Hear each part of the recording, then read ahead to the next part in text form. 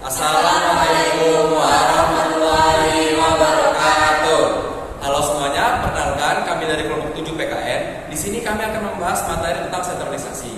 Sebelum itu, perkenalkan nama saya Ramon Putra, lalu ada rekan saya yang bernama Dita Bulandasari, saya Syahna Kaila, saya Nasyana Puja, saya Maulana Ahmad Sombi, saya Muhammad Askar.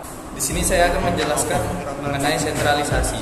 Menurut Kamus Besar Bahasa Indonesia, sentralisasi merupakan pernyataan segala sesuatu ke sesuatu tempat, daerah dan sebagainya yang dianggap sebagai pusat penyentralan pemusatan. Dalam buku Teori dan Praktik Pemerintah dan Otonomi Daerah 2007, karya Hanif Nurpolis, sentralisasi adalah pemutusan semua kewenangan pemerintah politik dan administrasi pada pemerintah pusat. Adapun pengertiannya, sentralisasi adalah memusatkan seluruh wewenang kepada sejumlah kecil manajer atau berada di posisi puncak pada satu struktur organisasi. Sentralisasi banyak digunakan pada pemerintah lama di Indonesia sebelum adanya otonomi daerah. Selanjutnya adalah tujuan sentralisasi. Penerapan sistem sentralisasi memiliki beberapa tujuan yang ingin dicapai. Adapun tujuan sentralisasi adalah sebagai berikut. Yang pertama, untuk memudahkan penerapan kebijakan umum dan pelaksanaannya di setiap daerah. Yang kedua, untuk mencegah setiap daerah menjadi terlalu mandiri yang berpotensi pada konflik kepentingan atau bahkan memisahkan diri. Dan yang ketiga, untuk memudahkan dan mempercepat proses pengambilan keputusan yang secara tidak langsung menunjukkan kepemimpinan yang kuat. Loh, kok hilang? Selanjutnya ada ciri-ciri sentralisasi. 1. Terjadi pemusatan seluruh wewenang kepada pemerintah pusat.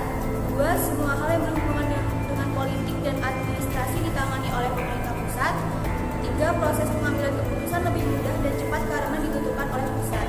4. Kebijakan umum yang diambil lebih mudah diimplementasikan terhadap seluruh daerah. 5. Adanya keseragaman manajemen mulai dari perencanaan, pelaksanaan, pengelolaan, dan evaluasi. 6.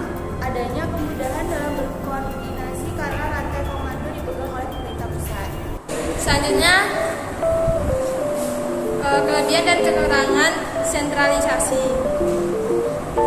Di sini saya akan menjelaskan kelebihan dari sentralisasi. Yang pertama, kemudahan dalam berkoordinasi karena adanya unity of command. Yang kedua, kemudahan dalam mengendalikan sistem manajerial. Yang ketiga, terjadi pemusatan keahlian atau ekspertise, di mana hal tersebut dapat dimanfaatkan secara maksimal karena pemberian wewenang dari pemimpin.